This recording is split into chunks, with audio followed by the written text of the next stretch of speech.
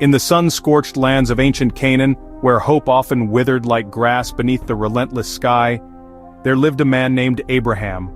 His journey of faith had led him to this harsh but promising land.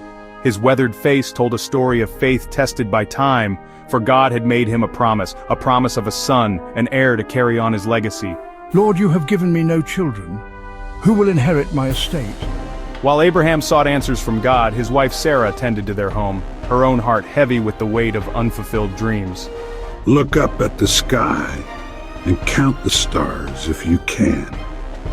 That's how many descendants you will have.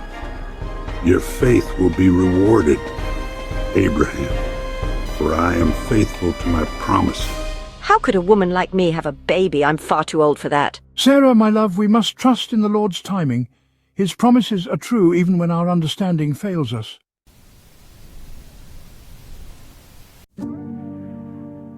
Sarah's laughter masked a deep pain, a longing unfulfilled. In her desperation, she made a decision that would echo through generations. Take my servant Hagar and have a child with her. Perhaps through her I can build a family. And so Ishmael was born, a child of flesh but not of promise. As Hagar cradled her newborn son, a storm of emotions brewed in Sarah's heart. What have I done? Years passed and the camp grew. Ishmael became a strong young boy, the apple of his father's eye. But God had not forgotten his promise. Abraham, Sarah, your wife, shall bear you a son indeed, and you shall call his name Isaac. But Lord, Sarah is 90 years old. Is anything too hard for the Lord? The divine words echoed in Abraham's ears, a reminder of the power of faith. But Sarah's heart had grown heavy with longing and resentment. Will I ever know the joy of holding my own child? Then, in the quiet of her tent, as the desert wind whispered secrets of the divine, a miracle occurred. Could it be after all these years? And Sarah conceived in her old age just as the Lord had promised. The impossible had become possible. Sarah, my love, God has kept his word. Months passed and the day finally arrived. The air was thick with anticipation as Sarah's cries echoed through the camp. It's a boy.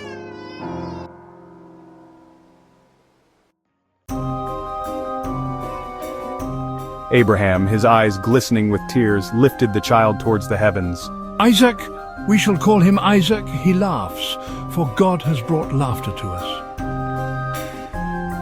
Who would have said to Abraham that Sarah would nurse children? Yet I have borne him a son in his old age. Joy filled the camp as news of Isaac's birth spread. But amidst the celebration, old wounds began to reopen. As Isaac grew from a babe to a toddler, the dynamics in the camp shifted. Hagar watched with growing unease as her son's position became uncertain. During a feast celebrating Isaac's weaning, tension reached a breaking point. Ishmael, now a young boy, was seen mocking Isaac, the laughter of derision cutting through the festivities.